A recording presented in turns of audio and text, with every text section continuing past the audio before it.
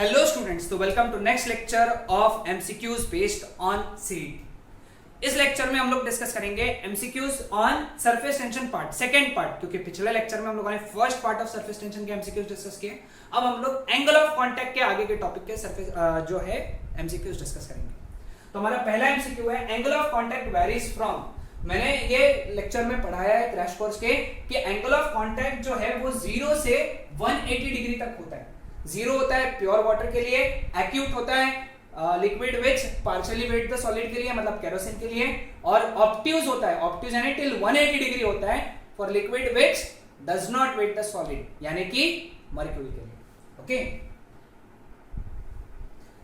The surface tension of water is 0.07 newton per metre and its angle of contact is 0 degree. What is the rise of water in capillary tube of diameter 0.5 mm?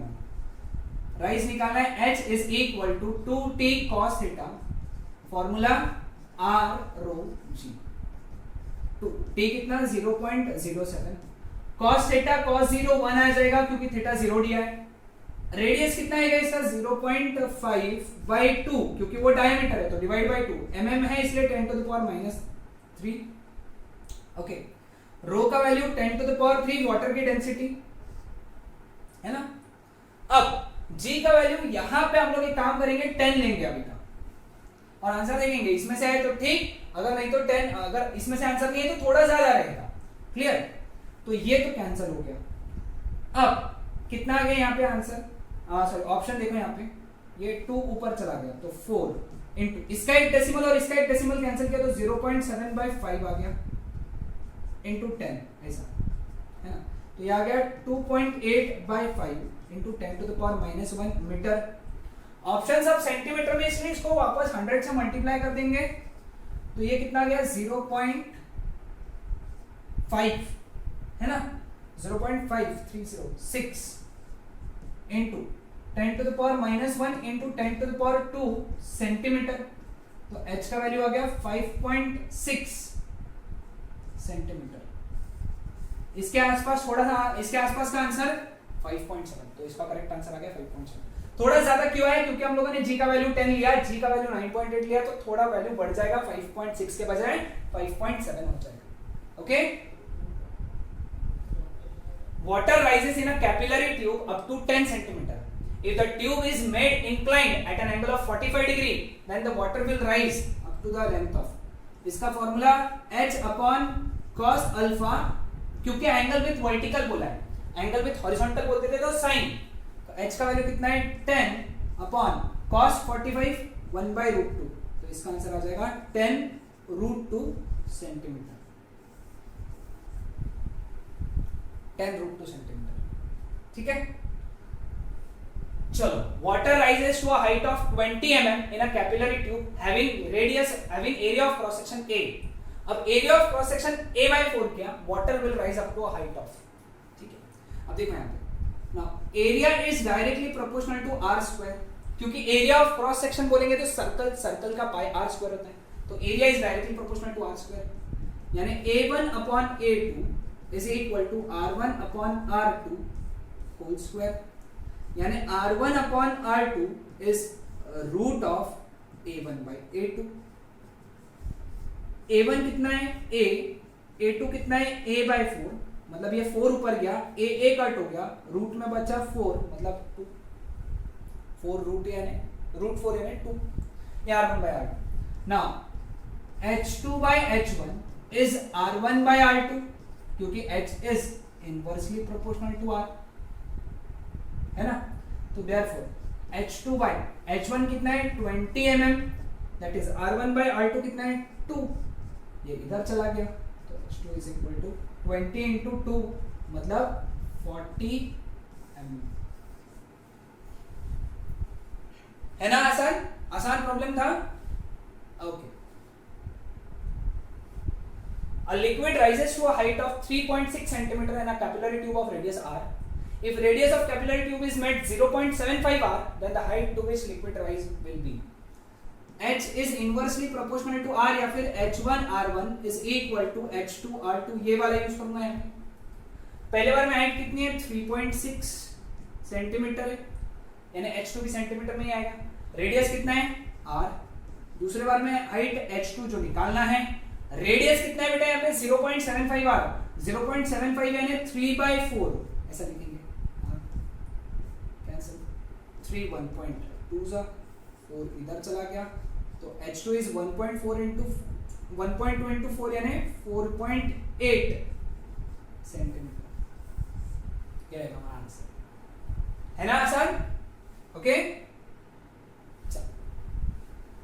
if h is the rise of water in capillary tube of radius r, then the work done by the force of surface tension is work done by the force of surface tension. अब यहाँ पे surface tension के against यानी wait की वजह से हो रहा है, पानी ऊपर जो आ रहा है, फोर्स जो सरफेस टेंशन का लग रहा है वो वर्क डन के अगेंस्ट लग रहा है, वर्क डन के अगेंस्ट, है ना? तो यहाँ पे वर्क डन कितना रहेगा, mgh/2, mgh/2 हाफ हाइट तक लेना पड़ता है क्योंकि इसका जो ट्यूब होता है, ट्यूब में जो लिक्विड राइज हो रहा है वो h हाइट तक हो रहा है, लेटस से ऐसा है ना, या ऐसा, ये सब ऐसा है, ठीक है, यहां तक राइज हुआ। अब हमको सेंटर ऑफ ग्रेविटी का हाइट देखना पड़ता है, इसका जो वर्क डन के लिए हाइट लेंगे फिर अपन h/2 लेंगे, ये इसको मार्क करके रखना। मास क्या होता है, डेंसिटी इनटू वॉल्यूम कितना, πr² h into g into h/2, ठीक है, क्लियर? कोई डाउट है किसी को यहां तक? नहीं, ओके। नाउ वर्क डन क्या होगा, वर्क डन यहां पे आप h की वैल्यू डालना पड़ेगा, है ना, h की वैल्यू डालना पड़ेगा, तो πr² h इंटू h यानी h² आ जाएगा ना, g/2 इंटू h² आएगा, h इंटू h² h का फॉर्मूला क्या है, 2t cos theta, cos theta 1 लेंगे क्योंकि वाटर बोला है, cos थीटा 1 r रो g उसका स्क्वायर, ठीक है। अब स्क्वायर्स कर लो सब, तो क्या आ जाएगा फिर, work done is equal to pi r² rho g/2, ये पहला ब्रैकेट, अब इसका square 4t² upon रो² g² r² सीधा कट गया, 2 1 जा 2 2 सा, रो कट हो गया, g एक कट हो गया, तो वर्क डन कितना बचा, 2 pi t² upon rho g, this is your answer. समझा?